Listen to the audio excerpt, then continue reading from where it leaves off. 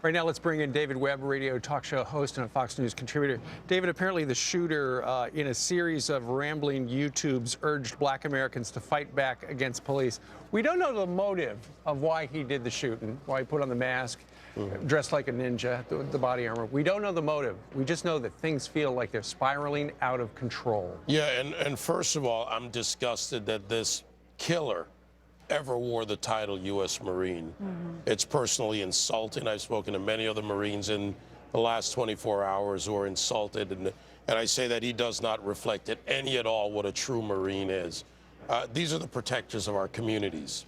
Baton Rouge, a city I know well, city I've been to, have worked with law enforcement many years ago on a number of issues down there. They've lost 3 of their protectors. Yeah. And that is my first message to the nation. This can't continue. And frankly, the excuses of he got divorced and he had a bad time, well, a lot of people get divorced. They don't go out and become murderers. Right, right. Montrell Jackson, the African-American police officer that was killed, 32 years old, leaves behind a 4-month-old little boy. His son will never know him. Yeah. He's with the department for 10 years. He wrote something pretty powerful on Facebook, and I posted it on Twitter if you want to read the entire thing. But let's show you a little clip of this, and then I want to get your reaction.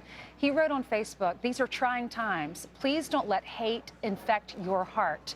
This city must and will get better. I'm working in these streets, so any protesters, officers, friends, family, or whoever, if you see me and you need a hug or want to say a prayer, I got you." That was after Dallas. Yeah. This is the message of a protector. This is someone who, like many other officers, commit themselves to protecting the community, being there when a grandmother needs help, when there's an accident, when there's fire or EMS. And I can't stress this enough. Because of the Black Lives Matter movement and all the other elements around this, the legitimizing of this movement by the president, giving them the White House to come into, you give them a podium. And out of that comes reduction in police protection. Doubling up of the force means half the force basically. Are you partially blaming the president for this? Yes. When you give the presidential seal of approval to legitimizing a movement with such violence within it. Look, there are people concerned about serious issues. There are bad shoots. Those should be dealt with. No good cop likes a bad cop. That's a fact. But when you're the president of the United States and you have an irresponsible action, such as bringing in the likes of DeRay McKeeson, people that I saw from Ferguson all the way forward, that have launched a violent, hateful movement that's fostered this environment, you're damaging the entire American community. They called for violence to stop yesterday. Meanwhile, you brought up the president. He's been doing this for 7.5 years, and sadly, we've been talking about this way too much.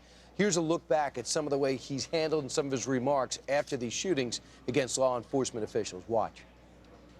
The Cambridge police acted stupidly.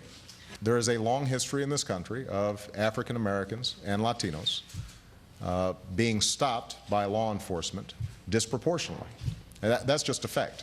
The African American community is also knowledgeable that there is a history of racial disparities in the application of our criminal laws. We have seen too many instances of what appears to be police officers interacting with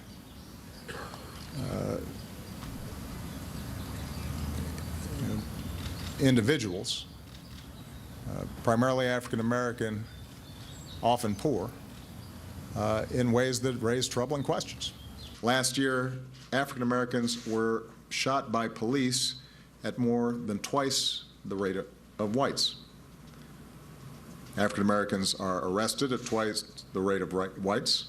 There's a big chunk of our fellow citizenry that feels as if, because of the color of their skin, they are not being treated the same. How do those remarks, you think, fuel what we saw yesterday? They fuel them incredibly dangerously. Let's take the very first piece of what the president said. Right before that, he said, "While I don't have all the facts," and then he went on, "The police acted stupidly." But there is a lot of issues. There are issues to be addressed not only in the black community, but in poor urban communities, in failed cities under liberal, progressive leadership for 40 years like they did in Baltimore.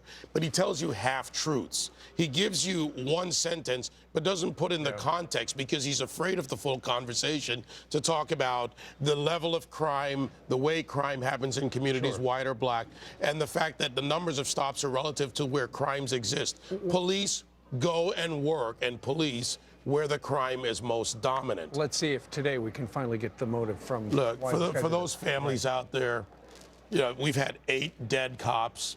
We've had other cops around this country being shot. Baldwin, Missouri, spine severed, shot in the back. We've got to stop this, and the community has to turn around and reject Black Lives Matter and reject this message. It would be great if we stopped it here first in Cleveland and we had a peaceful convention to start. Absolutely. David Webb, thank you very much. Thank you, David.